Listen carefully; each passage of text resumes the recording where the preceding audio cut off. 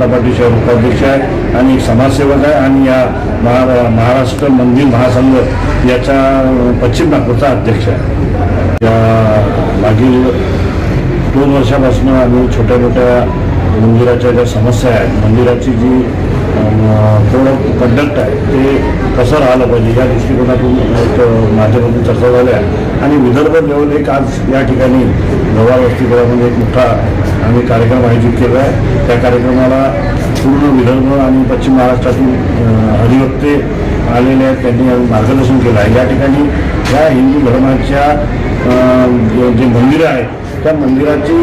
व्यवस्था कशी राहिली पाहिजे, लोकांना त्यांना त्रास नाही झाला पाहिजे, जे भक्त येतील दर्शनाला कारण त्रास झाला नाही पाहिजे, त्या दृष्टीनं काय कोणत्या प्रकारच्या उपाययोजना करता येतील। इव्हन जर तुम्ही आज मंदिरामध्ये लोक तोकडे कपडे घालून किंवा कधी फाटले कपडे घालून दर्शन करायला जातात किंवा कपड्याचा भान नसताना मन विचलित होतात दुसऱ्या भक्ताचे, तर तो code of conduct dress code तो सुद्धा आम्ही या माध्यमातून आज चर्चा झालेली आहे। आणि येणाऱ्या काळामध्ये अशा हे अधिवेशन आता पुन्हा सोलापूरला एक अधिवेशन होणार आहे, त्यावेळेस पुन्हा तिचे मार्गदर्शन आम्हाला जे अधिवक्ते येतील मार्गदर्शन करतील, त्यावर आमची आता चर्चासत्र चालू आहे। 10 वाजतापासून कार्यक्रम चालू झाला आहे आणि हा संध्याकाळी 5:30 पर्यंत आहे। त्यामध्ये हे सगळे अशा प्रकारचे नियम प्रत्येक मंदिराच्या जे विश्वस्त लोक आहेत त्यांनी कुठे रोज आरती केली पाहिजे, मंदिरामध्ये सामूहिक काही ना काही चर्चासत्र म्हणजे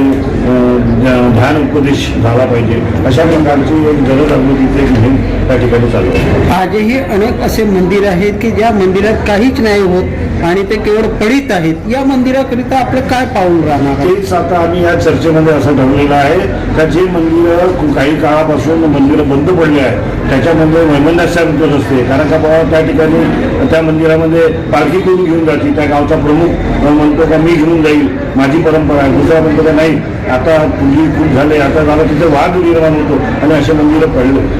असे बंद पडलेले आहे आणि देवाच्या ठिकाण बंद पडले आहेत, त्याला काय व्यवस्था करता यावर सुद्धा चर्चा झाली आणि तिथे वाटाघाटी करून एखादा वकील किंवा मध्यस्थी एखादा आर्बिट्रेटर नेमून त्याचा वाद संपुष्टात आणेल, ते मंदिरं जे बंद पडले आहेत त्यांना चालू करणे आणि त्या मंदिराला जर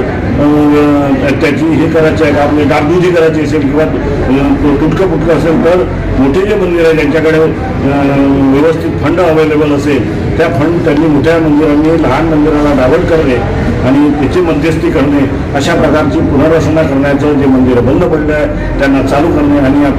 आपल्या देशातली धार्मिक जे संस्कृती जागृत ठेवणे या दृष्टिकोनातून आमचे हे आजचं हे अधिवेशन होतं। आता आम्ही पुढच्या काळामध्ये अशा प्रकारचे कामं करत जाणार आहे। रजिस्टर झालेले आहे ज्या ठिकाणी त्यांनी संस्था ज्या ट्रस्टकडून नोंदणी करून घेतली आहे त्या ठिकाणी महाराष्ट्र शासनाकडनं आम्ही त्या ठिकाणी जसा विकास निधी असतो तो मिळतो, तसं त्याला अ गट तीर्थक्षेत्र जो ब गट क गट असे गट